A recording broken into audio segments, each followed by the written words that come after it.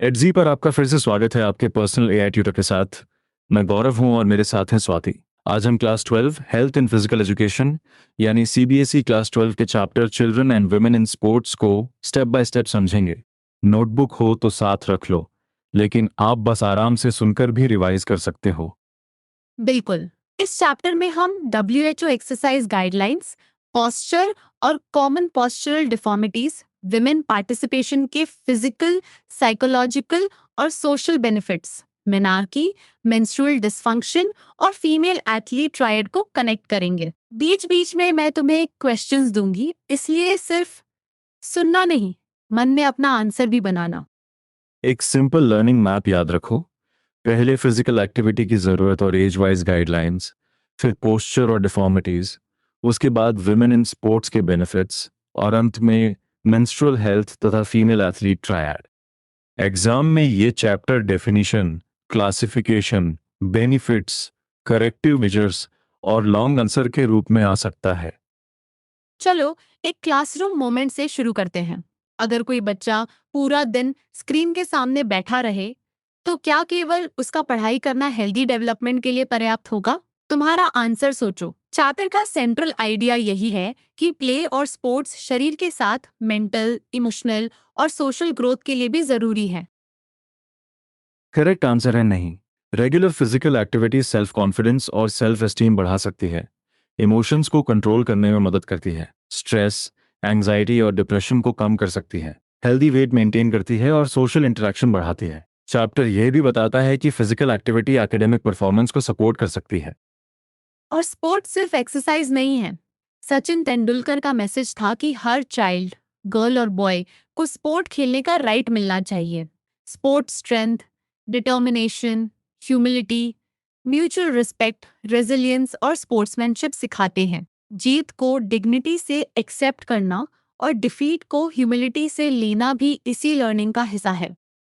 Indian women's hockey team का example इसी बात को स्ट्रॉन्ग बनाता है। रानी रामपाल के परिवार के पास हॉकी स्टिक खरीदने के रिसोर्सेज नहीं थे, इसलिए उन्होंने ब्रोकन स्टिक से प्रैक्टिस की। सलीमा टेटी वुडन स्टिक से खेलती थी। दीप ग्रेस एका परिवार को भी क्रिटिसिज्म फेस करना पड़ा क्योंकि वह गर्ल होते हुए खेल रही थी।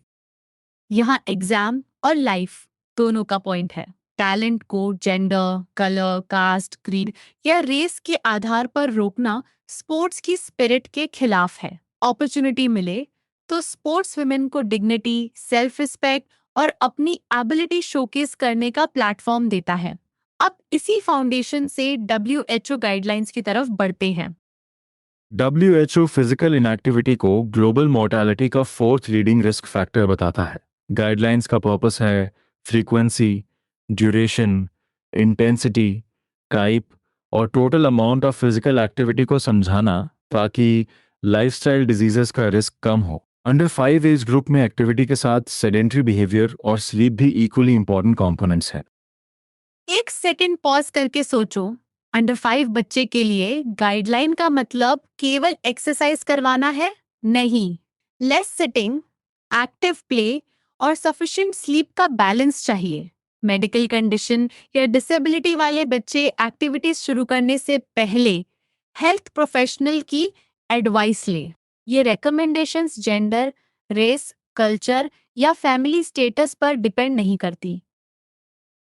अब less than 1 year group infants को दिन में कई बार इंटरैक्टिव फ्लोर बेस्ड प्ले मिलना चाहिए, जिसमें 30 मिनट्स टमी टाइम शामिल है। उन्हें एक बार में 1 आवर से ज़्यादा रेस्ट्रेन नहीं रखना चाहिए और स्क्रीन टाइम रिकमेंडेड नहीं है। सेडेंटरी समय में रीडिंग और स्टोरी टेलिंग एनकरेज की जाती है। इन्फेंट्स के स्लीप नंबर्स भी याद रखने लायक हैं। 0 से 3 मंथ्स में 14 से 17 आवर्स और 4 से 11 मंथ्स में 12 से 16 आवर्स नैप्स सहित। टमी टाइम में बेबी अवेक और प्रोन पोजीशन में होता है, इसलिए ये सुपरवाइज्ड होना चाहिए। सेफ्टी भी इम्पॉर्टेंट है, जैसे शार्प एजेस या स्वालो होने वाली चीजें अवॉइड करना। 1 से 2 ईयर्स के टॉडलर्स के लिए कम से कम 180 मिनट्स वेरिड फिजिकल एक्टिविटी पूरे दिन में स्प्रेड होनी चाहिए। उन्हें 1 आवर से अधिक लगातार रेस्ट्रेन नहीं रखना चाहिए। 1 ईयर पर स्क्रीन टाइम एडवाइजेबल नहीं है, जबकि 2 ईयर्स पर सेडेंट्री स्क्रीन टाइम 1 आवर से अधिक नहीं होना चाहिए। स्लीप 11 से 14 आवर्स है। टॉडलर्स की एग्जाम्पल्स भी समझो। वॉकिंग रनिंग, जंपिंग, कैचिंग और थ्रोइंग जैसी फंडामेंटल एक्टिविटीज। यहाँ एक्टिविटी को फॉर्मल ट्रेनिंग समझना मिस्टेक होगा। बच्चा खेलते हुए मूव करे, यही मुख्य आइडिया है। रीडिंग और स्टोरी टेलिंग सेडेंटरी टाइम में यूजफुल है, लेकिन लंबे समय तक बैठाकर रखना गाइडलाइन का उद्देश्य नहीं है। 3 से 4 इयर्स के बच्चों के लिए कम से कम 180 मिनट्स फिजिकल एक्टिविटी चाहिए, किसी भी इंटेंसिटी पर। इसमें कम से कम 60 minutes moderate to vigorous intensity का होना चाहिए। एक्टिविटी दिन भर में स्प्रेड हो सकती है, इंडोर या आउटडोर। स्लीप 10 से 13 आवर्स और सेडेंटरी स्क्रीन टाइम 1 आवर या उससे कम रखा जाता है। अब मिनी रिकॉल, 3 से 4 इयर्स में टोटल एक्टिविटी कितनी और मॉडरेट टू विगरस एक्टिविटी इतनी? अपना आंसर बोलो। सही आंसर है 180 मिनट्स टोटल, जिसमें 60 minutes moderate to vigorous. Active play जैसे skipping, hopping, climbing, cycling, water games और बॉल गेम्स यूजफुल एग्जाम्पल्स हैं। अंडर 5 गाइडलाइंस को एक फॉर्मूला की तरह नहीं, 3 कनेक्टेड बॉक्सेस की तरह याद करो। फिजिकल एक्टिविटी, सेडेंटरी बिहेवियर और sleep. More moderate to vigorous activity, less sedentary time और सफिशिएंट स्लीप मिलकर एडिशनल हेल्थ बेनिफिट्स देते हैं। यही आंसर फ्रेम शॉर्ट क्वेश्चन में साफ और कंप्लीट लगेगा। अब 5 से 17 इयर्स, इस एज ग्रुप में मॉडरेट टू विगरस एक्टिविटी कम से कम 1 आवर डेली होनी चाहिए। 60 मिनट से ज्यादा एक्टिविटी एडिशनल बेनिफिट्स दे सकती है। इसे 1 सेशन ऑफ 1 आवर या 2 सेशंस ऑफ 30 मिनट्स में किया जा सकता है। एक्टिविटीज प्रोग्रेसिव हो, यानी सिंपल से कॉम्प्लेक्स की तरफ। टाइप्स में एरोबिक एक्टिविटीज, मसल स्ट्रेंथनिंग और फंडामेंटल मूवमेंट्स आते हैं, जैसे जंपिंग, रनिंग, थ्रोइंग, टर्निंग और twisting. Benefits musculoskeletal system, cardiovascular system और न्यूरोमस्कुलर कोऑर्डिनेशन पर पड़ते हैं। Emotional control, stress management, social interaction, leadership और एकेडमिक परफॉर्मेंस भी इंप्रूव हो सकते हैं। एक कॉमन कंफ्यूजन, क्या चिल्ड्रन एंड यूथ के लिए केवल ऑर्गेनाइज स्पोर्ट्स काउंट होते हैं? नहीं, play, games, sports, recreation, physical education और फैमिली, स्कूल या कम्युनिटी में प्लान तथा अनप्लान्ड एक्सरसाइजेज भी शामिल हैं। चैप्टर का फोकस पार्टिसिपेशन और डेवलपमेंट पर है, सिर्फ कंपटीशन पर नहीं। एडल्ट्स यानी 18 से 64 इयर्स के लिए मॉडरेट इंटेंसिटी पर 150 से 300 minutes aerobic activity per week या विगरस इंटेंसिटी पर 75 से 150 मिनट्स रिकमेंड है। एक एरोबिक बाउट कम से कम 10 मिनट्स का होना चाहिए। मेजर मसल ग्रुप्स के स्ट्रेंथनिंग एक्टिविटीज वीक में 2 या मोर डेज हों। यहाँ ड्यूरेशन और फ्रीक्वेंसी को अलग रखो। ड्यूरेशन बताता है एक्टिविटी कितनी देर चली, यूजुअली मिनट्स में। फ्रीक्वेंसी बताती है एक्टिविटी कितनी बार हुई, जैसे sessions per week. Intensity effort की रेट या मैग्नीट्यूड है। वॉल्यूम इन कैरेक्टरिस्टिक्स यानी इंटेंसिटी, फ्रीक्वेंसी, ड्यूरेशन और प्रोग्राम की लॉन्जेविटी के इंटरैक्शन से समझा जाता है। एरोबिक एक्टिविटी एंड्योरेंस एक्टिविटी भी कहलाती है और कार्डियो रेस्पिरेटरी फिटनेस इंप्रूव करती है। ब्रिस्क वॉकिंग, रनिंग, बाइसिकलिंग, जंपिंग रोप और स्विमिंग इसके एग्जाम्पल्स हैं। सेडेंटरी बिहेवियर में सिटिंग, रिक्लाइनिंग या लाइंग डाउन जैसी लो एनर्जी एक्सपेंडिचर एक्टिविटीज आती हैं। ये डेफिनेशंस एमसीक्यू और वेरी शॉर्ट आंसर दोनों में यूजफुल हैं।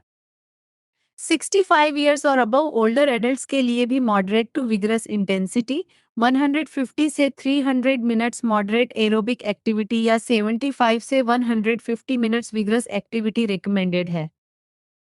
मसल स्ट्रेंथनिंग वीक में 2 या मोर डेज और पुअर मोबिलिटी वाले ओल्डर एडल्ट्स के लिए बैलेंस एक्टिविटीज 3 या मोर डेज यूजफुल हैं। ओल्डर एडल्ट्स में बैलेंस ट्रेनिंग का स्पेशल पर्पस फॉल्स प्रिवेंट करना है। Physical activity cardiovascular health, bone health, healthy body composition और मेंटल हेल्थ सपोर्ट करती है। डिप्रेशन और कॉग्निटिव डिक्लाइन का रिस्क भी कम हो सकता है, लेकिन कार्डियोवास्कुलर डिजीज, डायबिटीज या किसी हेल्थ कंडीशन में प्रोफेशनल एडवाइस और इंडिविजुअल एडजस्टमेंट जरूरी है। क्विक चेक, एक्टिविटी करने की रेट किस टर्म से जानी जाती है? ड्यूरेशन, फ्रीक्वेंसी, इंटेंसिटी या वॉल्यूम? अपना आंसर सोचो। सही आंसर इंटेंसिटी है और एडल्ट्स अबव 65 में विगरस एरोबिक एक्टिविटी का मिनिमम वीकली रेंज क्या है? 75 से 150 मिनट्स। ये exact ranges exam point of view से इंपॉर्टेंट हैं। अब तक हम फर्स्ट मेजर आइडिया यानी WHO गाइडलाइंस कवर कर चुके हैं। आंसर लिखते समय age group, intensity, duration, frequency, type of activity और बेनिफिट्स को सीक्वेंस में रखो। अंडर 5 के लिए स्लीप और सेडेंटरी बिहेवियर जरूर लिखो और ओल्डर एडल्ट्स के लिए बैलेंस एक्टिविटीज मिस मत करना। अब पोस्चर। पोस्चर वह एटीट्यूड है जो बॉडी मस्कुलर एक्टिविटी के दौरान सपोर्ट के साथ या मसल्स के कोऑर्डिनेटेड एक्शन से स्टेबिलिटी मेंटेन करने के लिए एज्यूम करती है। गुड पोस्चर में बॉडी पार्ट्स अलाइंड होते हैं, जिससे जॉइंट्स और मसल्स पर लीस्ट स्ट्रेस पड़ता है और फटीग प्रिवेंट करने में मदद मिलती है। पोस्चर दो कैटेगरीज में क्लासिफाइड है, डायनामिक और स्टैटिक। डायनामिक पोस्चर मूवमेंट के समय बॉडी को होल्ड करने का तरीका है, जैसे वॉकिंग, रनिंग या बेंड करना। स्टैटिक पोस्चर स्टेशनरी पोजीशन में बॉडी अलाइनमेंट है, जैसे सिटिंग, स्टैंडिंग या स्लीपिंग। यह डिस्टिंक्शन डेफिनेशन बेस्ड क्वेश्चन में सीधे पूछा जा सकता है। एक छोटा टेस्ट। अगर तुम चल रहे हो तो पोस्चर डायनामिक होगा, अगर तुम डेस्क पर बैठे हो तो स्टैटिक। लेकिन स्टैटिक का मतलब मसल्स बिल्कुल इनएक्टिव नहीं है, वे ग्रेविटी और दूसरी फोर्सेस के अगेंस्ट बॉडी सेगमेंट्स को फिक्स्ड पोजीशन में मेंटेन करने के लिए कोऑर्डिनेट कर रहे होते हैं। Poor posture heredity, disease, injury, poor habits, improper clothing, unhygienic living conditions, improper diet, improper exercise, lack of exercise, obesity और सोशियो इकोनॉमिक कंडीशन से जुड़ा हो सकता है। स्मार्टफोन या कंप्यूटर यूज करते समय गलत पोजीशन और लंबे समय तक सिटिंग भी पोस्चर को अफेक्ट सकती है। गुड पोस्चर का प्रैक्टिकल मतलब है सिटिंग, स्टडीइंग, राइटिंग, स्टैंडिंग और वॉकिंग के समय बॉडी अलाइनमेंट पर ध्यान देना। चैप्टर की एक्सटेंशन एक्टिविटी में पुअर और गुड पोस्चर डिस्टिंग्विश करने, स्कूल पोस्टर बनाने और पुअर पोस्चर के इल इफेक्ट्स डिस्कस करने को कहा गया है, यानी कॉन्सेप्ट को डेली रूटीन से कनेक्ट करना है। पहली लेग डिफॉर्मिटी है नॉक नीज, जिसे जेनो वल्गुम भी कहते हैं। इसमें नीज इनवर्ट टर्न होते हैं और स्टैंडिंग पोस्चर में दोनों नीज टच कर सकते हैं, जबकि एंकल्स के बीच गैप रहता है। यह अर्ली चाइल्डहुड में दिखाई दे सकती है और कई केसेस में 7 या 8 ईयर्स तक नेचुरली करेक्ट हो जाती है। नॉक नीज के कॉजेस में injury, infection, rickets, serial lack of vitamin D और कैल्शियम, ओबेसिटी या नी आर्थराइटिस शामिल हो सकते हैं। वॉकिंग और रनिंग प्रभावित हो सकती है। परसिस्टेंट केसेस में stiff joints, knee pain, limp और हिप्स, एंकल्स या फीट में पेन दिखाई दे सकता है। करेक्टिव मेजर्स कॉज और सिवियरिटी पर डिपेंड करते हैं। चैप्टर हॉर्स राइडिंग नीज के बीच पिलो रखकर erect standing, leg raises, padmasana और गोमुखासन जैसे मेजर्स बताता है। Walking calipers pre puberty stage में हेल्प कर सकते हैं। एक्सेस बॉडी वेट हो तो डाइट और एक्सरसाइज के कॉम्बिनेशन से वेट रिडक्शन यूजफुल है। अब फ्लैट फुट, जिसे पेस प्लानस या फॉलन आर्चेस कहते हैं, इसमें फुट का आर्च एब्सेंट या बहुत लो होता है, इसलिए स्टैंडिंग में पूरा सोल फ्लोर को टच कर सकता है। वाटर प्रिंट टेस्ट से इसे आइडेंटिफाई किया जा सकता है। ये genetic, environmental, injury, obesity, improper shoes या आर्थराइटिस से जुड़ा हो सकता है। फुट आर्चेस स्टेप में स्प्रिंग प्रोवाइड करते हैं और बॉडी वेट को फीट तथा लेग्स में डिस्ट्रीब्यूट करते हैं। Flat foot posture walking, running और परफॉर्मेंस को अफेक्ट कर सकता है। करेक्टिव एक्सरसाइजेस में टोज और हील्स पर वॉकिंग, स्टैंडिंग या जंपिंग, स्किपिंग रोप, टोज से मार्बल्स उठाना और साइन में टोज से नंबर्स लिखना शामिल है। बो लेग्स को जेनुवरुम कहते हैं। इसमें लेग्स नीज पर आउटवर्ड कर्व करती हैं और फीट तथा एंकल्स टच कर सकते हैं, जिससे लेग्स बॉ जैसी दिखती हैं। इन्फेंट्स और टॉडलर्स में ये अक्सर दिखाई देती है और कई केसेस में 3 या 4 इयर्स तक अपने आप रिजॉल्व हो जाती है। बो लेग्स विटामिन डी, फास्फोरस या कैल्शियम की कमी से जुड़ी हो सकती हैं। जनरली पेन नहीं होता और क्रॉलिंग, वॉकिंग या रनिंग प्रभावित नहीं होते। कुछ केसेस में braces, modified shoes, balance diet और इनर एज ऑफ फीट पर वॉकिंग हेल्प कर सकती है। नॉक नीज और बो लेग्स को उल्टा मत लिखना। लेग डिफॉर्मिटी रिकॉल करो। नॉक नीज में नीज अंदर की तरफ आते हैं और एंकल्स के बीच गैप होता है। बो लेग्स में नीज बाहर कर्व करते हैं और एंकल्स टच कर सकते हैं। फ्लैट फुट में आर्च कम या एब्सेंट होता है। 1 सेकेंड में ये 3 विजुअल क्लूज याद कर लो, फिर हम अपर बॉडी और स्पाइन पर जाएंगे।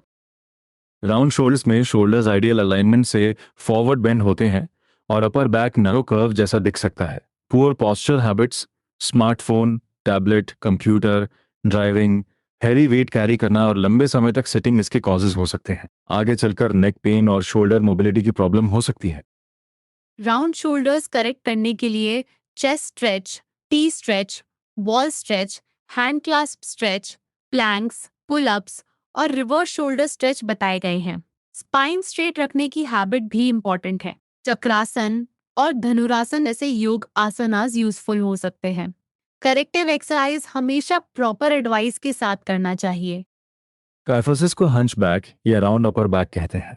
इसमें अपर बैक की कर्वेचर एग्जैजरेटेड या फॉरवर्ड राउंडेड हो जाती है। कॉजेज में heredity, ageing, arthritis, osteoporosis, malnutrition, heavy weight pull करना, अनस्टेबल फर्नीचर, पुअर पॉस्चर और वीक मसल्स शामिल है। सीवियर काइफोसिस पेन, डिसफिगरमेंट और वॉकिंग इंस्टेबिलिटी पैदा कर सकती है।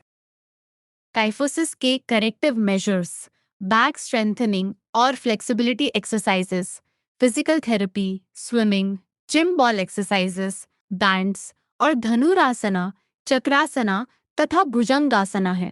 फ्लैट बेड और थिन पिलो वाइल स्लीपिंग भी चैप्टर में बताया गया है। याद रखो, काइफोसिस अपर बैक से रिलेटेड है, लोअर बैक से नहीं। लॉर्डिसिस को स्वे बैक भी कहा जाता है।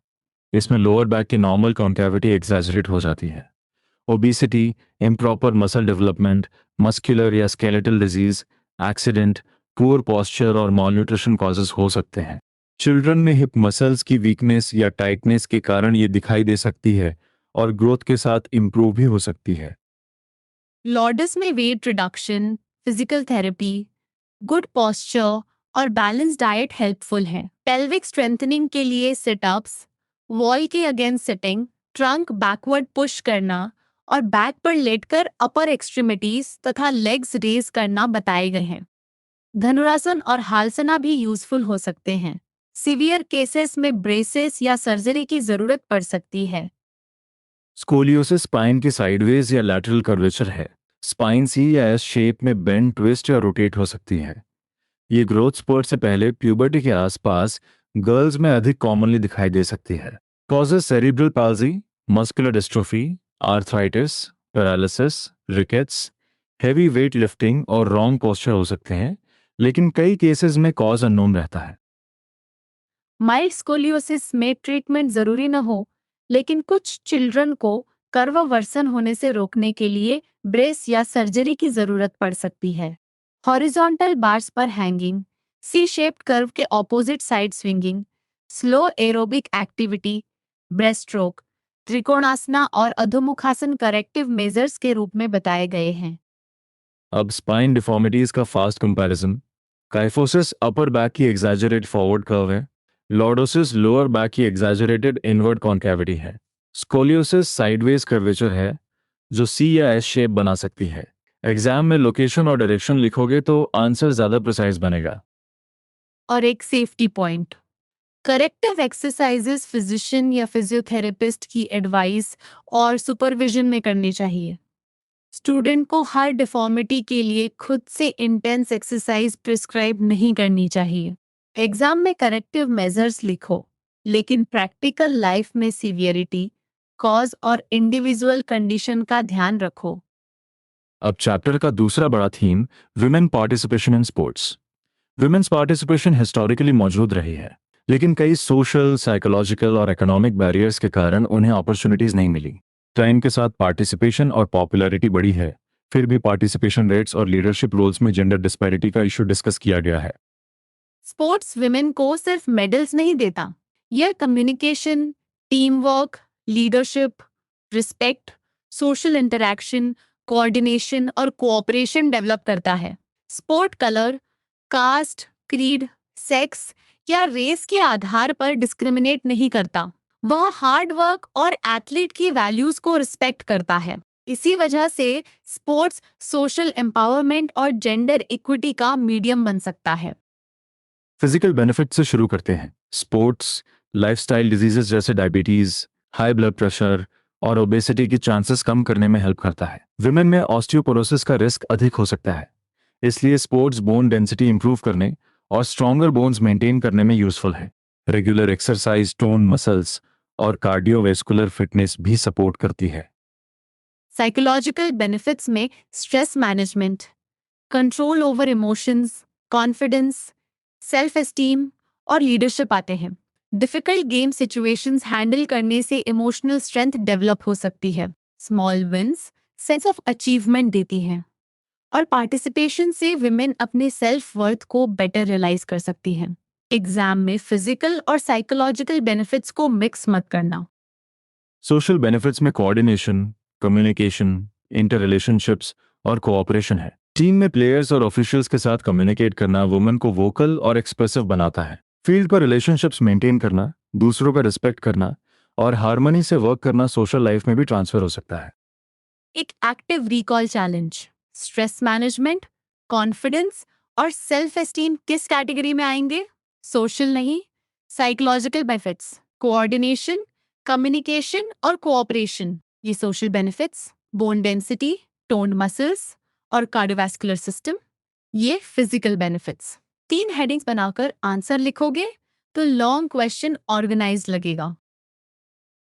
पार्टिसिपेशन बढ़ाने के लिए स्कूल्स, कॉलेजेस और यूनिवर्सिटीज़ में encouragement, awareness programmes, family support, media coverage, sponsorship, proper facilities, women coaches और कंपटीशन ज़रूरी है। इक्विपमेंट विमेन के फिजियोलॉजिकल एस्पेक्ट्स को ध्यान में रखकर डेवलप होना चाहिए।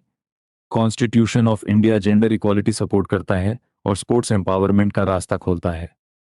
चैप्टर में कई इंडियन विमेन एथलीट्स के एग्जाम्पल्स हैं, जैसे Karnam Malleswari, Mary com, Saina Nehwal, Sakshi Malik, PV Sindhu, Hima Das, Mirabai Chanu और लवलीना बुरगोहिन। इन एग्जाम्पल्स का पर्पस नेम्स रटना भर नहीं, बल्कि ये दिखाना है कि विमेन एथलीट्स नेशनल और इंटरनेशनल लेवल्स पर एक्सीलेंस और रेजिलियंस का एग्जाम्पल देती हैं। अब मेनार्के। प्यूबर्टी वह स्टेज है जब सेक्सुअल मैच्योरिटी आती है। मेनार्के गर्ल्स की फर्स्ट मेंस्ट्रुएशन है और इसे सेक्सुअल मैच्योरिटी का इंपॉर्टेंट पॉइंट माना जाता है।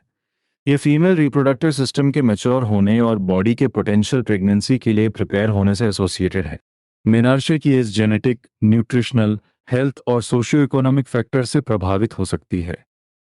मेंस्ट्रुएशन यूट्रस लाइनिंग से ब्लड और अदर मटेरियल डिस्चार्ज होने की प्रोसेस है, जो प्यूबर्टी से मेनोपॉज तक लगभग मंथली इंटरवल पर होती है।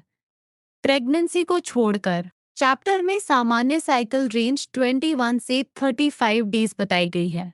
मेनोपॉज का मतलब है ओव्यूलेशन और प्रेगनेंसी की एबिलिटी का समाप्त होना। मेंस्ट्रुअल डिसफंक्शन मेंस्ट्रुअल साइकिल की अबनॉर्मल कंडीशन है। कॉजेज में overweight, stress, dietary disorder, disease, exercise schedule में सडन चेंज, ट्रैवल और मेडिकल कॉम्प्लिकेशंस शामिल हो सकते हैं। अगर साइकिल 21 डेज से पहले या 35 डेज के बाद हो या ब्लीडिंग, पेन और ड्यूरेशन अनयूजुअल हो तो ये डिसफंक्शन का संकेत हो सकता है। टाइप्स को कामली अलग करो। प्राइमरी एमेनोरिया में प्यूबर्टी पर मेंस्ट्रुएशन शुरू नहीं होती। सेकेंडरी एमेनोरिया में 3 मंथ्स या अधिक पीरियड्स मिस होते हैं। डिस्मेनोरिया सिवियर पेन या फ्रीक्वेंट क्रैम्प्स है। मेनोरेजिया हैवी या कंटिन्यूअस ब्लीडिंग है। पॉलीमेनोरिया में साइकिल 21 डेज से छोटी होती है, जबकि ओलिगोमेनोरिया में इंटरवल्स 35 डेज से ज्यादा होते हैं। प्रीमेंस्ट्रुअल सिंड्रोम में depression, anxiety, irritation, headache, fainting या वर्टिगो जैसे अनप्लेजेंट सिम्टम्स हो सकते हैं। Moderate exercise, balance diet, good sleep और रेस्ट सिम्टम्स को रिड्यूस करने में मदद कर सकते हैं। मेट्रोरेजिया मिस्ट, डिलेड या इरेटिक पीरियड्स और अबनॉर्मल ब्लीडिंग पैटर्न को रेफर करता है। पोस्ट मेनोपॉजल ब्लीडिंग मेनोपॉज के बाद ब्लीडिंग है। एक important health message, intense exercise और एक्सट्रीम थिननेस ईस्ट्रोजन तथा प्रोजेस्टेरॉन लेवल्स को रिड्यूस कर सकते हैं, जिससे मंथली मेंस्ट्रुअल साइकिल प्रिवेंट या स्टॉप हो सकती है। मेंस्ट्रुअल इरेगुलरिटी को इग्नोर करना सही नहीं है। यंग फीमेल एथलीट्स को इन्फॉर्म्ड होना चाहिए और ज़रूरत पड़ने पर हेल्थ प्रोफेशनल से टाइमली गाइडेंस लेनी चाहिए। Female athlete triad 3 interlinked conditions का कॉन्सेप्ट है: low energy availability, menstrual dysfunction और low bone mineral density. Earlier terms में डिसऑर्डर्ड ईटिंग, अमेनोरिया और ऑस्टियोपोरोसिस लिखे जाते थे। कोर आइडिया एनर्जी इम्बैलेंस है, यानी एनर्जी एक बॉडी और ट्रेनिंग की रिक्वायरमेंट के लिए पर्याप्त नहीं है। Low energy availability restrictive dieting या ईटिंग डिसऑर्डर से डेवलप हो सकती है। एनोरेक्सिया नर्वोसा में वेट गेन का इंटेंस फियर और फूड रिस्ट्रिक्शन हो सकती है। बुलिमिया नर्वोसा में लार्ज अमाउंट ऑफ फूड खाने के बाद वॉमिटिंग, लैक्सेटिव्स, डायूरेटिक्स या एक्सेसिव एक्सरसाइज जैसे अनहेल्दी कैलोरी कंट्रोल मेथड्स अपनाए जा सकते हैं। दोनों हेल्थ और परफॉर्मेंस को सीरियसली अफेक्ट कर सकते हैं। लो बोन मिनरल डेंसिटी, जिसे पहले ऑस्टियोपोरोसिस से कनेक्ट किया जाता था, बोन्स की फ्रैजिलिटी और फ्रैक्चर्स के इंक्रीज रिस्क से रिलेटेड है। इम्प्रॉपर डाइट और एमेनोरिया इसके कॉजेज हो सकते हैं। लो ईस्ट्रोजन और प्रोजेस्टेरोन लेवल से बोन्स वीकर हो सकती हैं। स्ट्रेस फ्रैक्चर्स, पेन, डिफॉर्मिटी और डिसेबिलिटी जैसे इफेक्ट्स पॉसिबल हैं। ट्रायड का इंटरवेंशन एनर्जी बैलेंस रिस्टोर करना है।